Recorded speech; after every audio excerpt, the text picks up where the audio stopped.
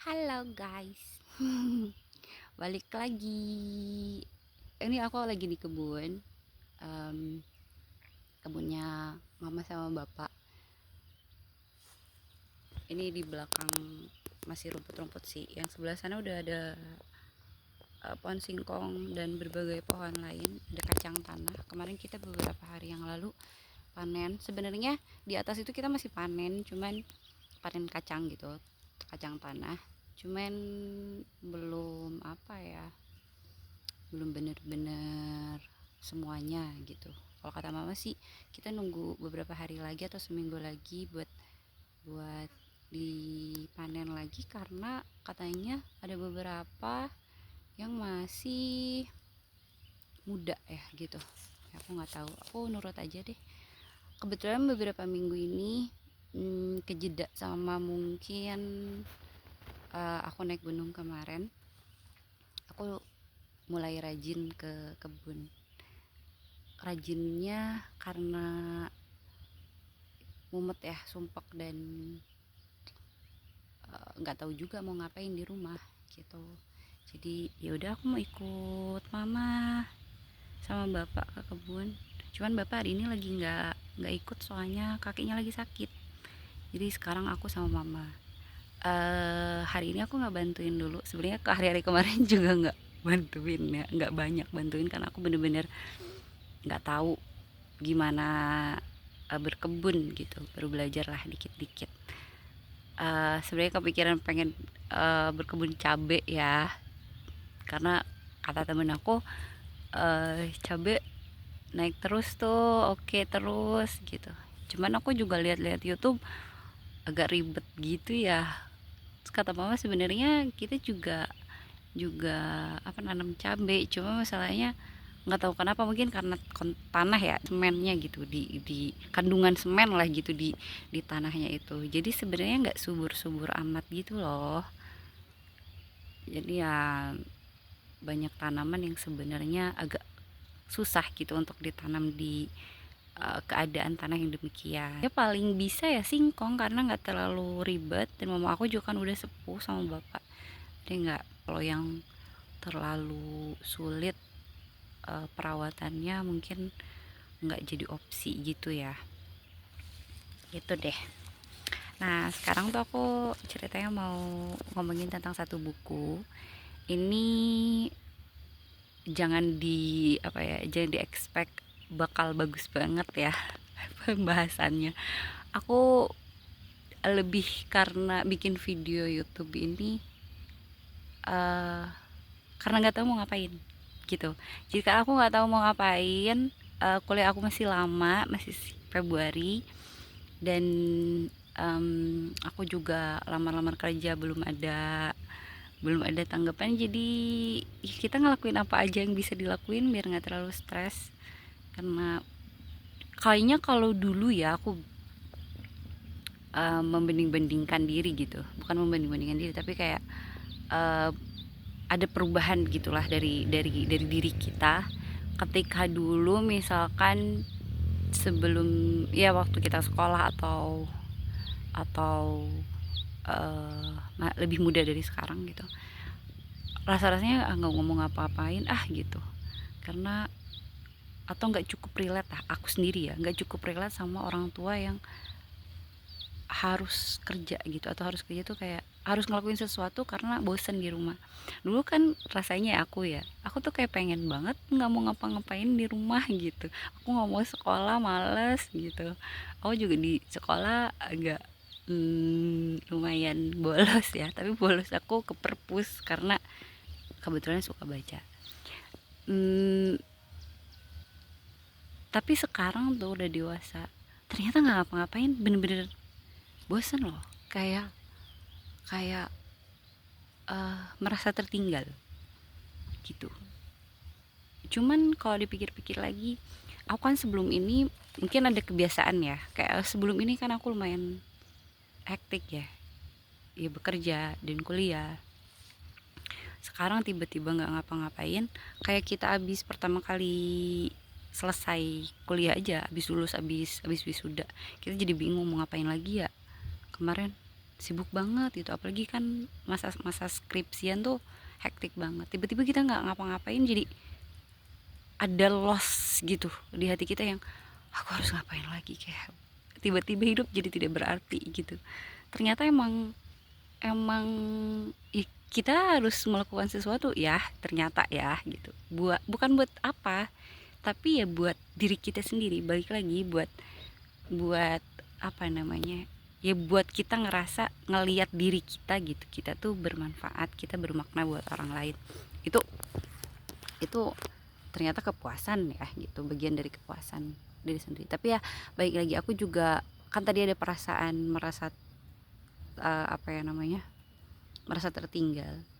eh Hal-hal negatif kayak gini, kalau kita juga ngepush diri kita terus-terusan juga nggak baik sih menurut aku. Hanya karena kita sekarang tidak ngapa-ngapain dan tidak tahu mau apa, terus kita jadi ngerasa tertinggal dan tidak merasa eh, apa namanya, bermakna hidupnya. eh Menurut aku ya jangan kayak gitu juga gitu.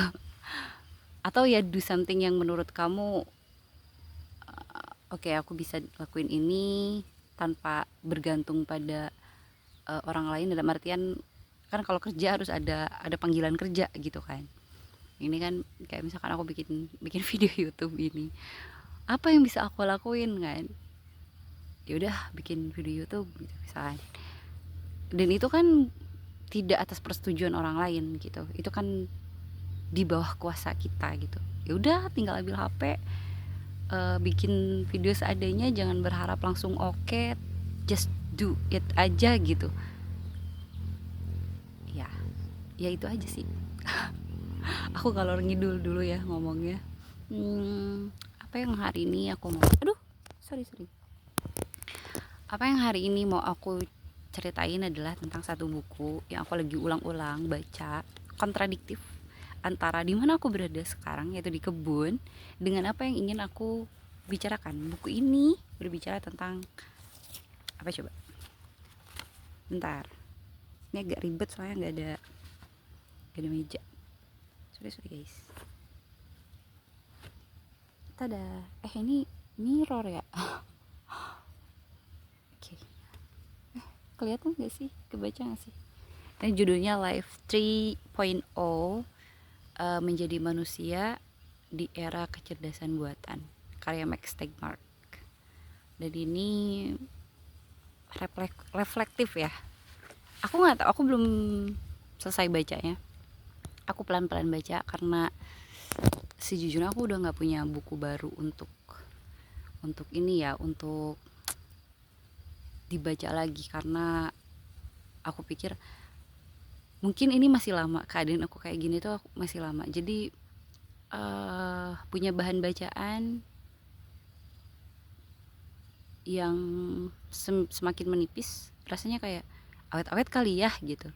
Walaupun sebenarnya kan bahan bacaan banyak ya, kita cari di internet, cuman mata aku udah minus, agak susah untuk apa namanya, untuk baca PDF gitu, untuk baca di uh, apa namanya, layar-layar kecil ataupun di laptop, karena matanya bisa lama. Tapi nanti mah pasti bakal nyari lagi, karena itu tadi bingung mau ngapain lagi. Karena aku tidak tahu mau ngapain, jadi aku baca ini. Ini buku yang aku beli mungkin sekitar tahun lalu kalau nggak salah, tahun lalu. Tapi karena buku ini tuh di rumah ya, aku simpan di rumah, jadinya belum dibaca. Nah, iya, 2024, Bogor 2024. Oke. Kita mulai dari mana ya? Dari bab 1. Mungkin aku jelasinnya per bab aja kali ya, atau enggak? Jangan kerasa sok ngejelasin. Lebih ke kita diskusinya dari bab 1 dulu aja kali ya. Sebentar ya. Kita lihat dulu pemandangan. Guys, sumpah ribet banget. Oke, kita mulai ceritanya ya. Aku juga nggak tahu nih mulai dari mana. Ini kalau goyang-goyang dan tidak terdengar suaranya, mohon maaf sekali, karena Ya emang masalah HP lagi. Masalah HP-nya sih ini. Oke, kita mulai aja ya. Buku ini terdiri dari 8 bab. Kita jelasinnya per bab aja kali ya, satu video satu bab gitu kali. Terus besoknya lagi atau ya kapan kalau misalkan udah siap aku menjelaskan dan tag video, nanti aku upload bab keduanya terus sampai bab ke 8. Ada berapa ya halaman, 500, kurang lebih 500-an halaman lebih. Itu nggak termasuk kayaknya ya, itu nggak termasuk sama pendahuluan deh ya. Buku ini ditulis oleh Max Tegmark atau Mad Max, ini julukan dari teman-temannya. Dia tuh seorang profesor fisika, kosmologi, bahkan kecerdasan buatan di MIT. Dia itu keilmuannya lintas bidang ya. Cuman memang fokus utama dia berada di perkembangan kecerdasan buatan. Terutama ketika dia mendirikan FLI. FLI itu Future of apa ya, lupa lagi aku juga. Ngomongin pokoknya ini tuh kayak perusahaan nirlaba yang bergerak untuk meneliti apakah kecerdasan buatan ini yang dia menyadari bahwa ini tidak akan tidak akan bisa dibendung gitu perkembangannya, akan mempengaruhi kehidupan manusia, atau setidaknya dia berusaha untuk si perkembangan AI ini atau teknologi canggih apapun ke depannya tidak menyalahi nilai-nilai atau norma-norma manusia gitu. Karena jadi kalau bisa dibilang dia itu orangnya optimis itu dalam artian karena ada beberapa ilmuwan yang ini nanti dijelaskan di bab 2 kalau nggak salah ya, yang skeptis sebenarnya sama perkembangan AI di masa itu. Mungkin sekitar 2012-an ada konferensi kayak gitu, nanti kita jelasin lagi di bab 2. Ada yang jadi ilmuwan tuh kayak terbagi 2 ya atau 3 gitu. Antara dia skeptis akan adanya teknologi secanggih kecerdasan buatan gitu, dengan yang kontras sama sekali. Misalkan yang kontras itu dia percaya ya ini tidak akan bisa dibendung, perkembangan ini akan lanjut gitu, AI itu akan ada dan bahkan bukan cuma ada tapi berkembang gitu. Dan orang-orang yang tengah gitu, orang-orang yang tengah itu mungkin diwakili oleh Mad Max ini. Mad Max percaya bahwa AI itu akan berkembang dan bahkan lebih, tapi dia ingin memastikan bahwa perkembangan teknologi ataupun AI ini tidak akan mempengaruhi nilai-nilai kemanusiaan, karena pada hakikatnya dia tuh melihat AI itu sebagai alat bahwa dunia ini apa bahasanya, dia lebih terjaga. Nanti aku jelasin apa itu maksudnya terjaga. Dunia ini akan berkembang lah intinya, tapi kita nggak bisa mengorbankan perkembangan dunia tapi mengorbankan si manusianya itu sendiri gitu. Mungkin itu ya kurang lebih. Jadi kan kita lihat ya, dia tuh orangnya optimis tapi juga hati-hati. Dia percaya bahwa kecerdasan buatan ini sebenarnya antara dua, bisa menjadi bahasanya anugerah gitu yang luar biasa, tapi juga akan menjadi bencana yang luar biasa gitu, tergantung dari bagaimana cara manusia itu sendiri memanfaatkannya. Udah kebayang ya, menarik ya. Oke. BTW sebelum kita mulai, aku udah mulai aku nggak tahu ya ini tuh apa, kelihatan nggak, kayak ada, nggak kelihatan ya, ini ada kayak ada bentol di kaki aku juga ada. Ini aku semenjak ke sini sih, maksudnya semenjak ke kebun ya mungkin kalau kata kakakku karena aku tuh berjamur terus kena matahari langsung bereaksi gitu kan. Karena saking aku gak pernah keluar kali ya. Ya oke. Kita mulai lagi ya. Oke, kita mulai di bab 1 ini. Tadi prolognya. Aku nggak jelasin dulu ya prolognya, tapi sekarang kita masuk ke bab 1. Mad memberikan judul pada bab ini dengan kalimat yang luar biasa. Kalimat apa ya? Seperti membuka pintu gitu. Kata dia, selamat datang di percakapan paling penting abad ini atau masa kini. Keren banget. Kenapa ini penting? Karena mari kita jelaskan. Mari kita coba untuk benah kenapa menurut dia ini penting. Kayak Mad mengawalinya dengan dia cerita tentang awal alam dunia ini atau alam semesta ini terbentuk. Ketika kita tahu bahwa kita ini makhluk yang luar biasa, manusia gitu ya, dengan kecerdasannya dan akalnya dan segala penemuannya ini ternyata hanya sebagian kecil dari sesuatu yang sangat besar.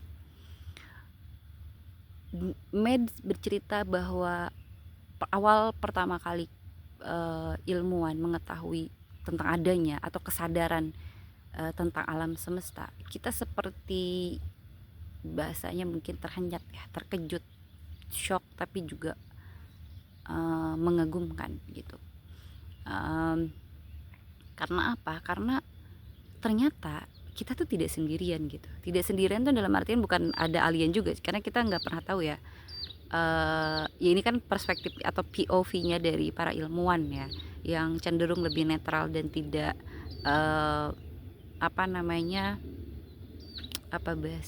tidak membawa kepercayaan agama mungkin ya, atau juga mungkin karena kepercayaannya berbeda gitu. Ya kemungkinan apakah adanya alien itu kan di dalam otaknya mereka ya masih jadi opsi gitu. Kalau di kita kan kita mikirnya kayaknya nggak ada gitu kan, karena dalam Al-Quran pun tidak pernah ada ceritanya. Tapi mungkin kalau jin dan lain sebagainya itu kan memang ada ceritanya. Kita kan meyakini sebagai orang muslim kayaknya alien nggak ada karena nggak pernah disebutkan gitu kayaknya ya, tapi aku juga nggak tahu. Tapi Matt bercerita bahwa ketika kita para ilmuwan mengetahui untuk pertama kalinya adanya alam semesta, itu benar-benar sesuatu yang mengejutkan tetapi juga menakjubkan gitu, karena ternyata alam dunia ini begitu besar gitu, terdiri dari gugusan super, di atas galaksi masih ada galaksi lagi, sedangkan di dalam galaksi itu ada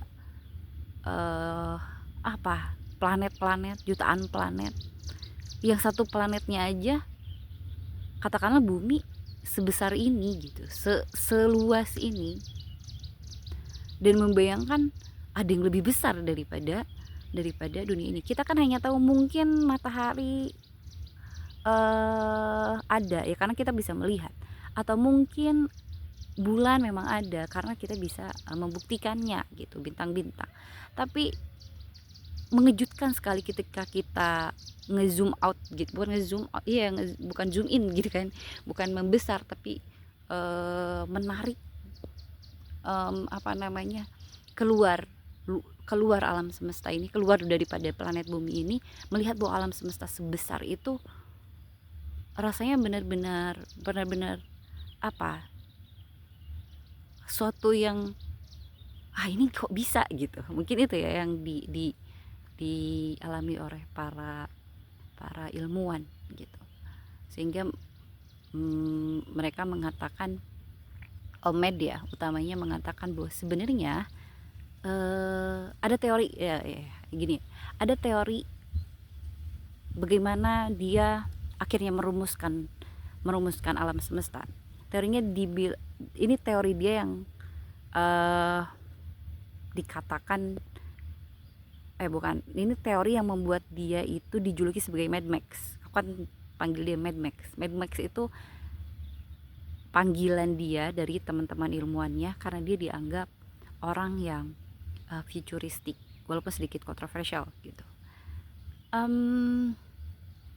Dia tuh punya teori gini, bahwa kita tuh sebenarnya tidak hidup, bahwa kita itu sebenarnya tidak menggunakan matematika, tapi kita hidup di dalam matematika itu sendiri.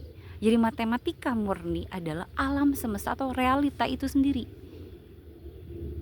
Gini, dia mengibaratkannya gini, sebenarnya matematika, buku matematika itu sudah tertulis, sudah ada di rak misalnya. Di rak buku, misalnya kita punya rak buku di rumah, ada buku diktat matematika atau dan lain sebagainya gitu. Intinya ada buku matematika sudah tertulis, sudah rapih, disimpan di rak buku. Dia tuh sudah ada, tapi kesadaran yang membuat matematika itu akhirnya hidup gitu, akhirnya bangun.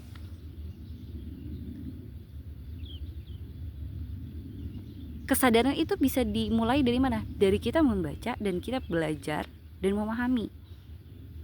Sama kayak alam semesta. Ketika kita menyadari alam semesta itu ada dan ternyata luas sekali, nah akhirnya alam semesta ini dikatakan hidup. Kenapa? Karena sebagai manusia yang punya potensi untuk mengembangkan segala sesuatu yang ada, sumber daya yang ada, bumi ini akan jauh melampaui sebelumnya. Ngerti kan maksud aku?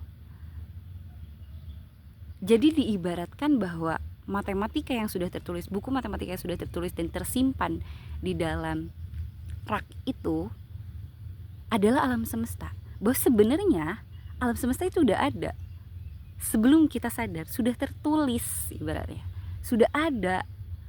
Kita akhirnya menyadari adanya alam semesta, membaca buku itu, memahami, belajar, dan akhirnya mengembangkan sesuatu dari alam semesta itu, dari buku itu. Nah, itu yang disebut sebagai bangun. Jadi kita sebenarnya bukan hidup menggunakan matematika, tapi kita hidup di matematika itu sendiri. Kita hidup di alam semesta itu, hanya karena kita belum sadar aja. Nah, karena kita sudah sadar, sudah mengetahui bahwa alam semesta ini seluas itu dan semenakjubkan itu, akhirnya kita menyadari, oh ya, kayaknya kita bisa memanfaatkan keluasan daripada alam semesta ini, apa yang ada di alam semesta ini, untuk kemudian kita bisa mengembangkan agar alam semesta ini berpotensi untuk jauh lebih terjaga, jauh bangun gitu. Alam semesta ini bangun karena ada kesadaran dari orang yang menggerakkannya, itu manusia. Ini tuh aku jadi kayak kontemplasi. Dulu guru aku tuh guru utamanya fisika ya, ada Pak Udo ya, Pak Udo di sekolah aku. Atau guru matematika, dulu aku suka banget sama guru matematika aku, namanya Pak Niam, Pak Miad. Kalau Pak Niam itu dosen aku. Pak Miad, beliau guru matematika kita di SMP ya. Oh, bener-bener passion ya. Ada orang yang passion banget sama satu bidang tuh, kita kayak interest banget gitu sama apa yang dia jelaskan. Sangat ini terdengar sangat menggairahkan ketika ada orang yang juga bergairah gitu untuk menjelaskannya. Nanti kan maksud aku kayak jadi semangat gitu kita belajarnya, karena ngelihat dia passion banget nih sama matematika. Kita jadi percaya bahwa matematika menyenangkan walaupun sebenarnya tidak ya. Tapi sebenarnya kalau kita udah nemuin jawabannya dari sulit-sulitnya itu tuh ada rasa puas dan itu menyenangkan. Oke, kita lanjutkan lagi. Jadi dulu bukan diskusi ya Pak ya, dalam penjelasan guru-guru aku, entah itu matematika, entah itu fisika, entah itu biologi, selalu dikatakan, kita pasti sama-sama dengar, penemu A, penemu B, penemu aljabar, Khawarizmi misalkan, penemu gravitasi, penemu apalagi, telepon, penemu pesawat, penemu apalagi, segala hal, atau penemu atom. Nah kita tuh pernah bertanya-tanya nggak sih, kenapa dibilangnya penemu? Kenapa tidak pencipta? Toh dia tuh kan menciptakan sebenarnya. Misalkan rumus-rumus yang tadinya nggak ada jadi ada. Nah ini kan bukannya menciptakan gitu. Kenapa dibilangnya tuh penemu? Karena tadi balik lagi, kenapa ini Mad Max disebut sebagai ilmuwan yang futuristik? Karena dia di saat itu mengatakan bahwa kita tidak menggunakan matematika dalam kehidupan, tapi kita memang hidup di matematika itu sendiri. Berarti sebenarnya segala bidang keilmuan seperti halnya alam semesta sudah tersedia, sudah ada. Memang sudah ada, hanya menunggu untuk ditemukan. Kita sebenarnya, katakanlah kita ilmuwan gitu ya, atau suatu saat aku misalkan bekerja di lab dan menemukan sesuatu gitu, dan itu berupa teori, itu kan disebutnya menemukan, bukan menciptakan. Karena apa? Karena pada hakikatnya alam semesta ini sudah menyediakannya, sudah ada. Seperti tadi teori Mad Max tentang buku matematik yang ada di rak, sudah tertulis bahwa alam semesta ini sudah ada, sudah lengkap. Kita hanya menemukan, bukan menciptakan. Makanya disebutnya penemu. Ilmuwan tuh disebutnya penemu, bukan pencipta. Nah di zaman itu, di zaman dulu gitu ya, teori tentang bahwa matematika itu adalah realitas itu sendiri, itu kan rasa-rasanya kayak aduh masa sih gitu, perasaan enggak, tapi memang ya hidup ini kan alam semesta ini ya. Ini aku nggak tahu, aku pernah baca deh kayaknya kalimat ini, karena ini tuh bukan pure kalimat dari aku gitu, bahwa alam semesta ini terlalu menakjubkan untuk disebut sebagai kebetulan gitu. Mustahil ini sesuatu yang kebetulan tercipta, karena ini terlalu kompleks gitu. Kalau tidak kalau kebetulan gitu, artinya tidak diciptakan dengan sengaja, mengapa begitu teratur sampai detik ini gitu. Maka mustahil rasanya kalau ini terlalu kebetulan gitu, karena terlalu dangkal aja, karena mustahil aja, tidak bisa dijelaskan kalau ini kebetulan, seperti itu. Kita lanjut ya. Ini ngomongin tentang terjaga. Jadi kan Mad Max bilang, ketika kita menyadari adanya alam semesta, bahwa alam semesta ini begitu megah dan luar biasa menakjubkan, di sana seolah-olah alam semesta itu bangun dari tidurnya. Karena apa? Karena yang mendiaminya dia menyadari keberadaannya dia. Setelah itu, kalau diibaratkan bangun kan, misalkan kita bangun 1 menit pertama atau 1 detik pertama kita kan masih gitu, masih meraba-raba, masih belum sadar seutuhnya. Tapi katakanlah 2 atau enggak 3 jam, apalagi berjam-jam setelah itu, kita kan jauh lebih sadar dari sebelum kita atau dari pertama kali kita bangun. Nah, Mad Max menyadari itu, menyadari bahwa sepertinya ketika kita menyadari bahwa alam semesta ini ada dan begitu luar biasa, kita bisa membuat alam semesta ini jauh lebih terjaga lagi dari yang ini gitu, dari ketika dia bangun. Misalkan ketika ya contohnya manusia aja misalkan ya, manusia ketika bangun mungkin nggak tahu mau ngapain ya, itu ya udah baru bangun, aduh ngapain ya bangun gitu ya, entah itu baca doa kan, terus itu sholat, ya murojaah atau apa. Ada juga mungkin yang makan, terus mandi, terus bekerja. Ada yang juga mungkin belajar, sekolah atau ya berkebun kayak mama aku sih atau tidak melakukan apa-apa atau bikin video. Nah, ini kan potensi-potensi. Jadi dia melihat sepertinya kita punya potensi untuk lebih terjaga daripada ini. Kenapa dia merasa perlu untuk adanya potensi? Karena dia melihat bahwa alam semesta ini itu kan memang sudah tersedia, tapi bukan paket jadi gitu. Ini tuh paket potensial.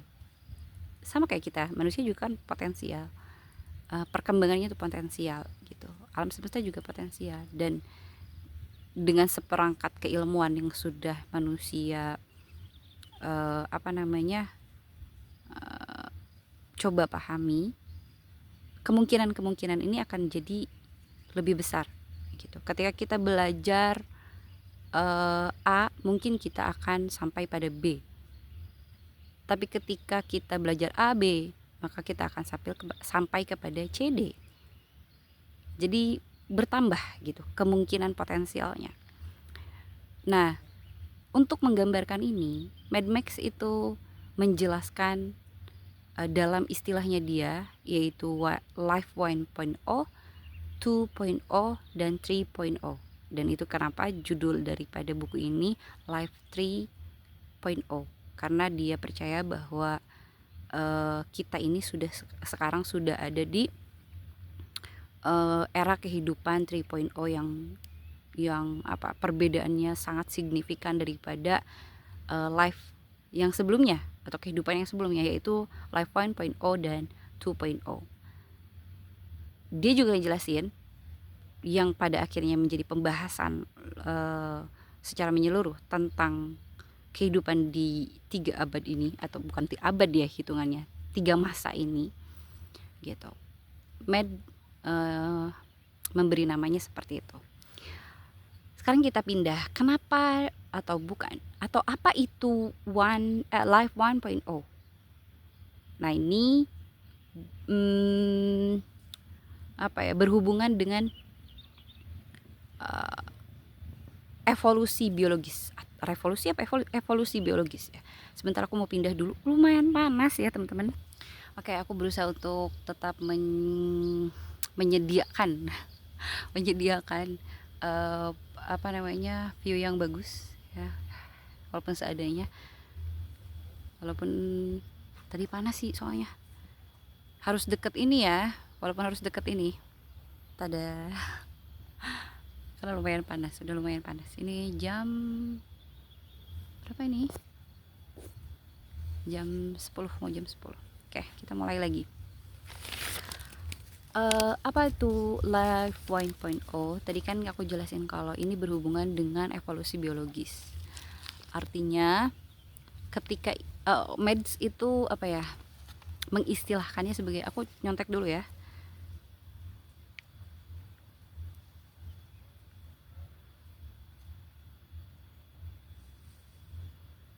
Nah, kehidupan yang baik itu perangkat lunak maupun perangkat kerasnya berevolusi alih-alih dirancang. Maksudnya kayak gimana? Apa itu perangkat keras dan perangkat lunak? Jadi ini istilah, ingat ya, kalau Mad Max itu memang fokusnya dia kepada teknologi dan kecerdasan buatan. Jadi dia tuh istilahnya lebih ke teknologi atau IT semacam itu ya.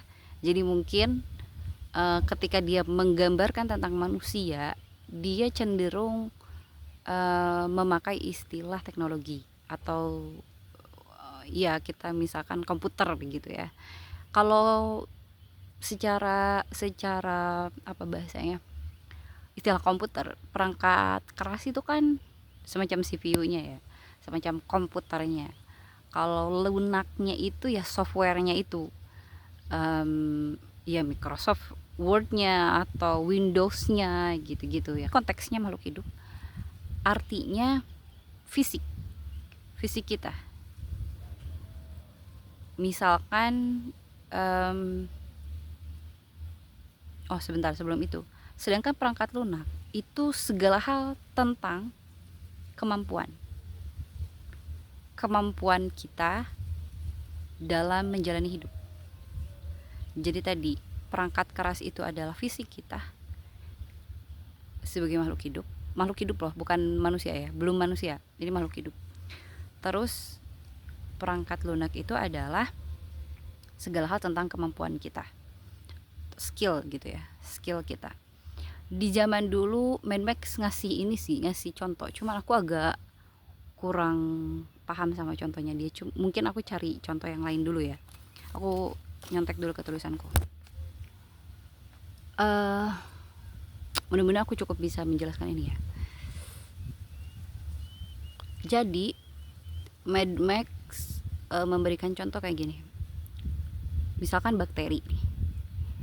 Bakteri itu kan hidup. Cara dia bertahan hidup, cara dia menghindari racun, atau cara dia mati, atau cara dia berburu dalam tanda kutip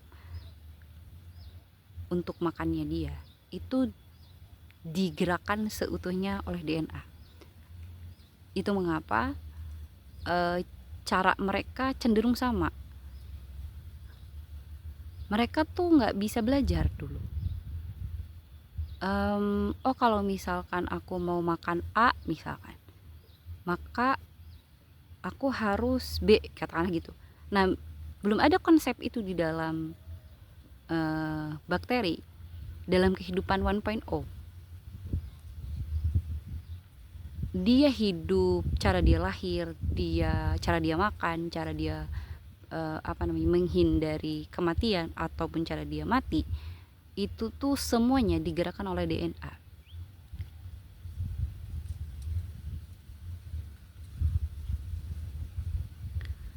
Satu-satunya cara untuk dia kemudian beradaptasi terhadap lingkungannya, katakanlah lingkungan berubah.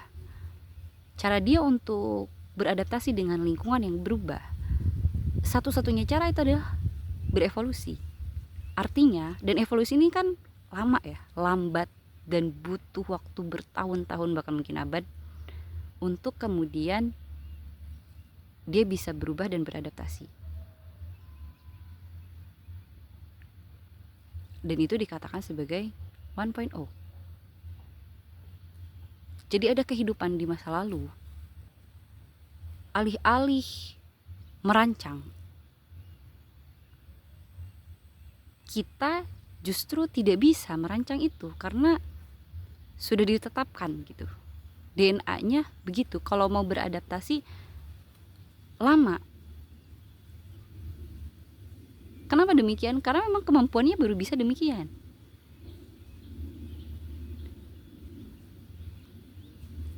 Aduh, aku nggak tahu ini cara menjelaskannya apakah cukup dimengerti atau tidak ya. Aku agak kesulitan mencari contoh ya.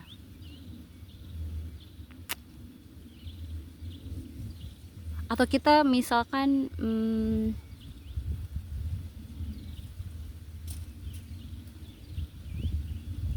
contoh lain ya, dalam tanaman.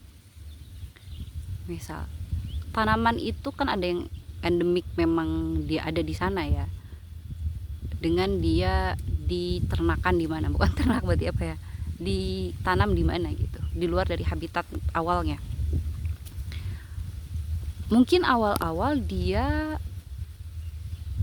tidak bisa, katakanlah gini, misalkan ya katakanlah seperti itulah ya, karena aku juga nggak terlalu mengerti biologi dan tanaman-tanaman. Misalkan singkong itu ditanam biasanya di jangan singkong deh, apa tuh yang biasanya stroberi misalnya. Stroberi itu biasanya kita tanam atau habitat aslinya itu di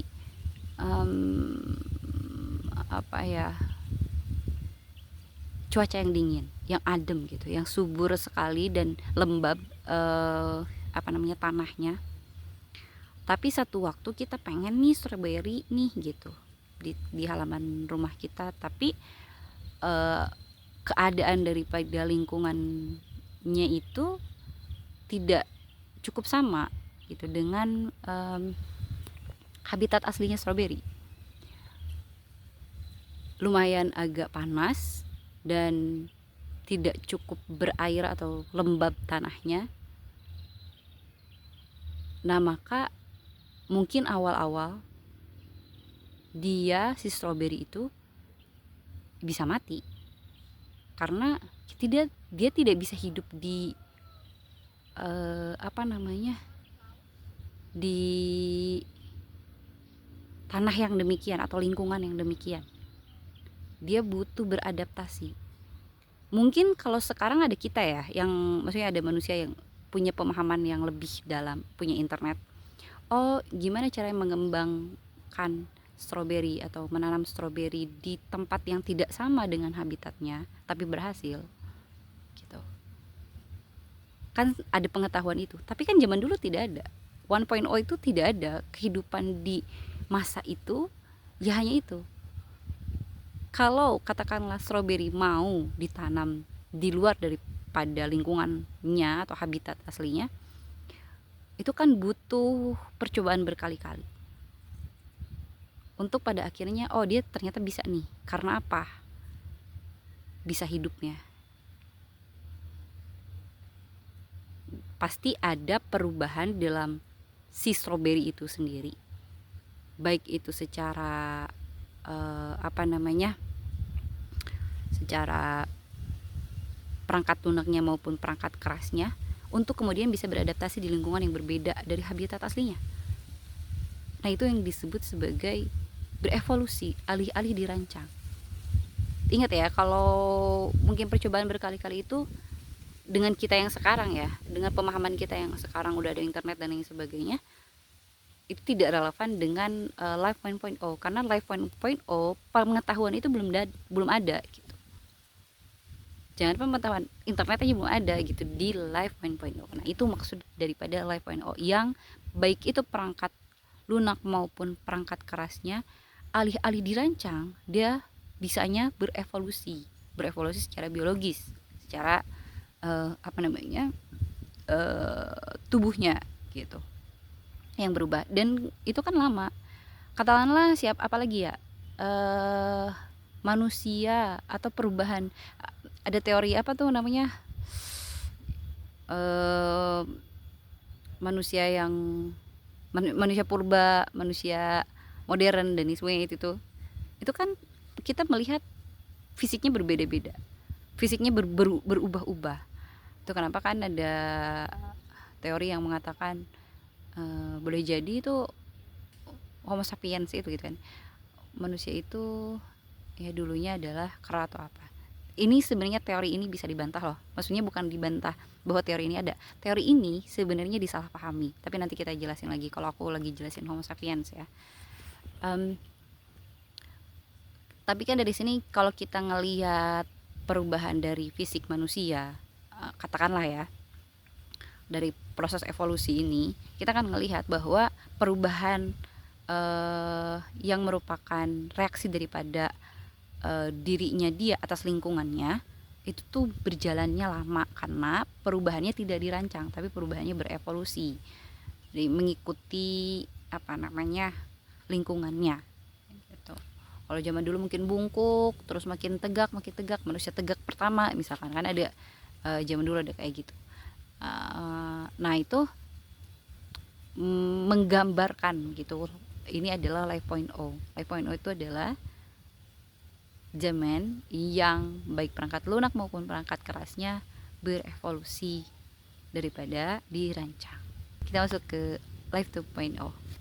Apa itu Life 2.0 dalam istilah Max Tegmark? Dia masih menggunakan perangkat lunak dan perangkat keras. 2.0 adalah kehidupan yang perangkat kerasnya itu telah berevolusi, sedangkan perangkat lunaknya itu dirancang. Maksudnya kayak gimana nih? Tadi kan kita berangkat dari adanya evolusi biologis dari Life 1.0. Jadi ketika lingkungan ini berubah, manusia atau makhluk yang lainnya juga ikut berevolusi, dan itu tahapannya lama sekali, perubahannya lama sekali. Nah, hasil daripada perubahan dari Life 1.0 yaitu melalui evolusi, manusia akhirnya berubah ya. Tadi kan aku menjelaskan tentang perubahan fisik manusia purba dengan manusia modern, akan lebih tegap dan akhirnya jadi seperti sekarang ini. Nah, itu artinya secara fisik dia sudah berubah, sudah berevolusi gitu. Itu kan lama ya tahapannya. Sama kayak misalkan tadi aku bilang apa, tanaman stroberi. Tanaman stroberi juga kan sekarang bisa dibudidayakan di mana, tidak mengikuti di mana habitat aslinya. Kan dia tuh tidak endemik orang, bukan pohon atau bukan apa ya, tanaman yang asli Indonesia gitu. Dia kan dari luar tapi bisa gitu dikembangkan di Indonesia. Itu artinya sudah berevolusi, sudah beradaptasi, dan sudah berubah secara fisik, dan itu butuh waktu bertahun-tahun. Nah, 2.0 ini artinya kan si fisiknya juga udah berubah, sudah mengikuti lingkungannya, beradaptasi dengan lingkungannya. Nah, apakah kemampuannya juga, atau dalam istilah Max itu perangkat lunaknya berevolusi juga? Sudah tidak berevolusi justru, tapi dia bilangnya dirancang. Apa yang dimaksud dengan dirancang? Di sini istilah dirancang itu artinya ada apa ya? Campur tangan. Akhirnya di kehidupan Life 2.0 ini ada campur tangan dari diri kita sendiri untuk merubah kehidupan kita, atau untuk beradaptasi lebih cepat daripada sebelumnya, yaitu melalui belajar. Jadi kemampuan ini, kan aku bilang kalau perangkat lunak itu segala hal tentang kemampuan gitu. Kemampuan kita itu ternyata berubah. Dari mana? Dari belajar. Dulu mungkin kita masih ada di masa mencari makan itu dengan berburu. Kita mungkin masih ada di masa dulu ya, nomaden, karena alam semesta ini, atau ya ketika itu kan masih hutan belantara, masih sulit untuk diolah, masih sulit untuk diprediksi atau ditinggali lebih lama gitu. Kalau sekarang kan kita bisa, karena kita bisa memanfaatkan apa yang ada di alam semesta ini untuk keuntungan kita. Karena apa? Karena kemampuan kita sudah naik. Dari mana? Dari belajar. Kita akhirnya tahu bahwa kita ini sebagai manusia bisa membaca, dan membaca itu bisa ngasih kita informasi yang pada akhirnya diolah. Ada satu kalimat yang cantik banget yang Mad Max katakan di awal ya, di prolog sebelum masuk ke bab 1. Dia bilang kemampuan yang paling luar biasa itu adalah kemampuan mengkombinasikan apa yang kita ketahui lalu menjadi aksi. Kemampuan ini kan adanya di manusia ya, kemampuan kita gitu. Ketika kita belajar tentang satu kemampuan, skill 1 misalkan sampai skill 2, kita bisa mengkombinasikan dua skill ini untuk kemudian kita mengeluarkan sesuatu yang bermanfaat untuk kita dari hasil skill itu. Katakanlah ini mirip kayak ketika kita mendengarkan seseorang, kita misalkan bercakap-cakap ya, ngobrol gitu sama orang berdua atau ya banyak kan, kita kan menggunakan dua kemampuan, mendengar, melihat, atau juga mengamati. Untuk apa? Untuk kemudian kita bisa menanggapi dari obrolan itu. Nah, ini disebut sebagai kemampuan luar biasa manusia gitu. kita mungkin belajar apa ya dulu, berburu. Terus dari berburu kita baru bisa menikmati buruan kita makan. Ya hanya cukup untuk sehari-hari. Kalau kita mau lagi ya kita berburu lagi untuk besoknya. Kemudian kita juga belajar lagi, misalkan setelah berburu kita melihat oh ada potensi untuk berdagang. Kita mengambil buruan, misalkan kita udah jago banget berburu dan akhirnya kita apa namanya mendapat lebih banyak buruan gitu, hasil tangkapan. Daripada kita makan semuanya, konsumsi semuanya, kita olah lagi aja yuk gitu, atau kita apa namanya tukar dengan yang lain, dengan orang lain. Jadi dulu kan masih ada barter supaya kita bisa makan daging yang lain, atau kita supaya punya kesempatan untuk mencicipi makanan yang lain atau mendapatkan sesuatu yang lain gitu daripada makanan. Nah setelah itu kan kita melihat misalkan ada potensi untuk barternya diganti dengan misalkan uang ya. Nah dari uang itu dari kita berburu atau misalkan bertani, kita melihat oh ini ada bisa nih kalau hasil panennya banyak atau hasil berburunya banyak, kita bisa jual nih. Nah itu skill menjual lagi. Skill bertani, skill berburu dengan skill menjual kan beda-beda. Akhirnya kita menguasai 3 hal ini, 3 skill ini. Dan apa yang kita dapat? Mungkin kita bukan cuman dapat makanan untuk hari itu, tapi juga untuk sebulan ke depan. Bahkan kita juga bisa mensuplai orang lain dan punya keuntungan untuk diri kita sendiri. Nah itu namanya adaptasi. Dan ini adalah Life 2.0 gitu. Jadi kemampuannya itu dirancang itu artinya belajar gitu. Sekarang kayaknya kita mungkin ada di masa ini ya 2.0, bahkan mungkin lebih, misalkan katakanlah 2.1, 2.2 gitu, karena kita sudah menggunakan berbagai skill untuk kemudian untuk kemudian memberikan manfaat kepada kehidupan kita. Nah hanya saja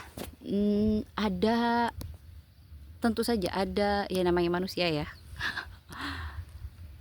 melihat bahwa ada potensi yang begitu besar dan sudah mendapatkan potensi yang begitu besar, kita memikirkan oke, katakanlah aku sudah punya banyak skill dan sudah menghasilkan banyak hal dari skill ini, hanya saja aku mulai apa bahasanya, terbatasi dengan fisik ya. Ini biasanya terjadi di orang-orang kaya ya.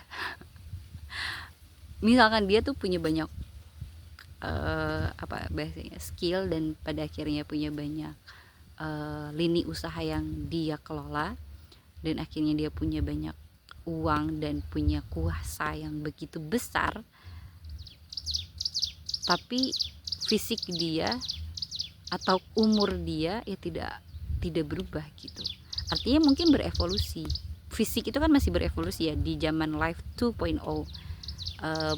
Belum ada rekayasa genetika katakanlah begitu untuk menghasilkan manusia yang super, yang tidak sakit, yang cantik atau ganteng, yang tidak apa biasanya, yang tidak apa namanya punya batasan gitu dalam kehidupannya, artinya long life, atau punya keterbatasan dalam ya keilmuan atau kemampuan. Karena kan otak ini makin kita berumur makin melemah kan, karena dia fisik bentuknya. Mungkin secara kemampuan atau skill ya dia menetap, tapi kan untuk menambah skill baru manusia punya keterbatasan gitu. Sehingga ini jadi keresahan akhirnya ya, keresahan, dan tercetuslah Life 3.0. Nah, Life 3.0 ini akan kita jelaskan lagi. Sebentar aku nyontek dulu ya. Satu ini Mad Max belum menjelaskan 3.0 secara gamblang. Dia cuman berkata bahwa dari keresahan-keresahan ini, bahwa manusia ini mungkin secara kemampuan sudah melampaui zaman 1.0,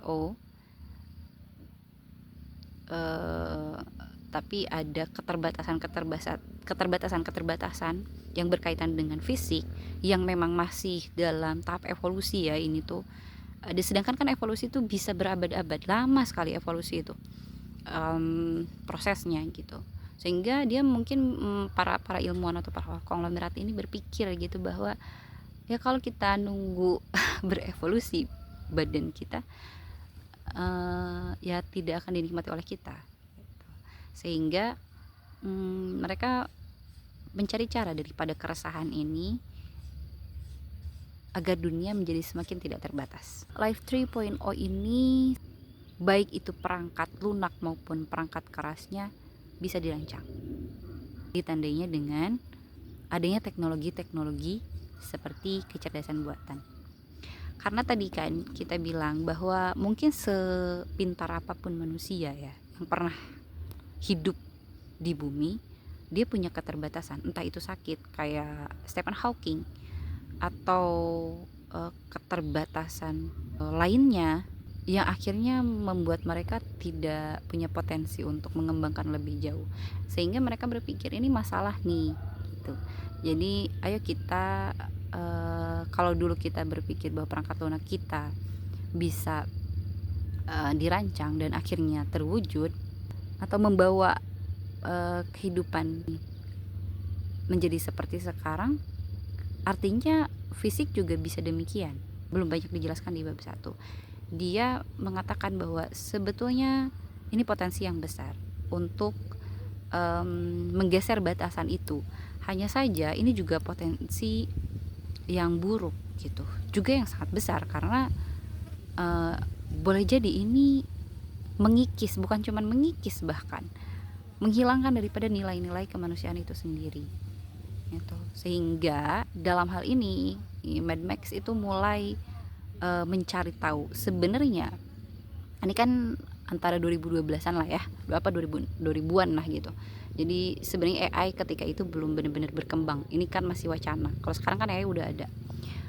Nah, Mad Max tuh mulai bertanya-tanya gitu dengan, atau ngobrol lah gitu kalau bahasa kita, dengan para ilmuwan lain. Dia mengumpulkan pendapat daripada banyak ilmuwan untuk mengetahui sebenarnya kecenderungan mereka itu kemana, karena dia menyadari satu-satunya orang yang bisa mengancam juga mengembangkan dunia ini adalah para orang-orang pintar ini. Jadi dia menganggap perspektif mereka akhirnya jadi penting untuk melihat sebenarnya masa depan dunia kita akan ke arah mana gitu. Menurut aku orang seperti Mad Max ini memang apa ya, harus ada ya, dan harus banyak menurut aku. Karena apa? Karena dia mau meluangkan waktunya untuk bertanya kepada para ilmuwan lain yang notabene kan ngomong sama orang yang pinter itu argumennya ada aja ya, dan itu kan bisa sangat kontras antara satu dengan yang lain. Tapi dia mau meluangkan itu untuk karena dia melihat ini memang mungkin anugerah yang besar tapi juga ancaman yang besar gitu, karena ini akan dipegang oleh orang-orang yang mampu gitu loh, yang mampu secara keilmuan dan mampu secara koneksi dan finansial dan lain sebagainya, secara kekuasaan juga gitu. Dan mereka Max akhirnya bertanya. Nah itu tadi aku jelaskan di yang awal bahwa para ilmuwan itu cenderung pada 3 hal ya, pada 2 hal malahan, dan Max itu menciptakan yang ketiga. 2 hal ini ya tadi kontra dan pro, dimana satu pihak mengatakan bahwa AI itu masih ya mungkin akan ada gitu, atau teknologi yang jauh lebih besar atau 3.0 itu mungkin boleh jadi akan terwujud, tapi nggak di zaman sekarang, nggak di zaman kita gitu. Mungkin ya beberapa abad lagi di mana kita sudah tidak ada yang kayak gitu berpikirnya, skeptis lah gitu. Terus ada juga yang bilang bahwa kontras gitu, bahwa ini akan terjadi karena apa, karena keresahannya sudah ada, para ilmuwannya sudah, sebagian daripada para ilmuwan sudah mulai meneliti dan mengembangkan. Tentu ini akan terjadi di abad ini karena sumber daya alam maupun manusianya sudah memadai. Nah, Matt berada di tengah-tengah, di mana dia ngerasa ya kayaknya manusia-manusia zaman sekarang, manusia-manusia angkatan dia emang mampu untuk menciptakan teknologi ini gitu, menciptakan dunia 3.0 ini. Tapi kalau misalkan mereka tidak punya batasan dalam mengembangkan teknologi ini, kayaknya ini akan berdampak sangat tidak baik atau sangat buruk kepada manusia. Sehingga diadakan satu kongres tahun 2000 berapa aku lupa ya. Kalian coba baca lagi ya. Ini kayaknya antara 2012 atau pokoknya 2000-an lah ya. 2000 belasan gitu. Diadakan kongres dan disebutkan bahwa di sana kita akan mengembangkan AI, tapi yang paling utama daripada ini pemahaman bahwa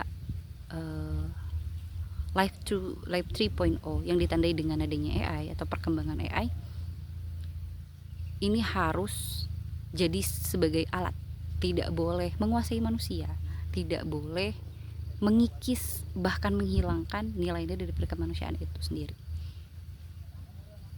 Dan ini disepakati oleh semua ilmuwan, termasuk Elon Musk. Bahkan Elon Musk juga salah satu daripada penggeraknya. Meskipun manuver dia kalau dilihat-lihat sekarang agak mengerikan ya, dia ya itu tadi balik lagi ya, seperti yang Mad Max ceritakan bahwa sangat berpotensi tapi juga sangat membahayakan. Artinya memang harus ada kebijaksanaan daripada para ilmuwan ini, karena dan harus ada persetujuan gitu, makanya adanya kongres gitu kan. Nanti bab 2-nya kita ceritakan lagi kalau aku udah cukup siap menjelaskannya lagi. Sejauh ini menurut kalian gimana? Setuju gak sama Mad Max? Atau apakah aku ada bias? Karena aku kan baca tulisannya dia, jadi apakah sebenarnya Mads tidak begitu, tapi aku merasa bahwa pendapat dia oke gitu, bahwa apa yang dia lakukan itu udah bener banget, walaupun sebenarnya ini masih ada potensi. Karena gini ya teman-teman, ilmuwan itu kalau tidak punya kebijaksanaan, mereka adalah orang-orang yang potensial untuk menghancurkan dunia ini ya, karena sumber daya yang mereka miliki dan kemampuan yang mereka miliki itu benar-benar mampu untuk membawa kita sejauh itu, sejauh seperti sekarang ini, yang sebelumnya kita tidak pernah berpikir akan ada teknologi-teknologi seperti sekarang itu kan. Bahwa kita kan perubahan daripada evolusi biologis ke kita bisa merancang kemampuan kita sendiri, itu kan perubahan yang signifikan loh gitu. Bisa sampai ada internet dan kita bisa terhubung dengan orang dalam waktu sekian detik, itu kan sesuatu yang udah sangat luar biasa. Dan itu mengejutkannya tidak terjadi dalam berabad-abad, dimana evolusi biologis itu kan terjadinya berabad-abad, sedangkan perubahan teknologi ini tidak terjadi dalam beberapa abad, masih dalam abad ini gitu. Jadi penting untuk ketika kita menjadi ilmuwan, siapapun kamu yang menonton ini mau jadi ilmuwan, satu hal yang harus kita pastikan dari diri kita adalah kebijaksanaan ya, kebijaksanaan bahwa kita ini hidup ini sharing gitu, nggak sendirian ya, jangan hidup seperti tidak akan ada generasi setelah kita. Itu Itu dulu mungkin teman-teman, terima kasih udah nonton sampai habis. Aku nggak tahu ini berapa menit, mudah-mudahan penjelasan aku cukup apa ya, cukup menjelaskan ya. Kalau menarik sih kayaknya enggak, dari videonya aja udah nggak menarik. Ya udahlah ya. Aku cuma mau ngomongin ini karena tadi balik lagi aku tidak tahu mau ngapain, dan aku berpikir untuk bikin video biar apa ya, nggak biar apa-apa, udah cuma pengen bikin video aja. Terima kasih sudah nonton sampai habis, semoga hari kamu menyenangkan. Dah.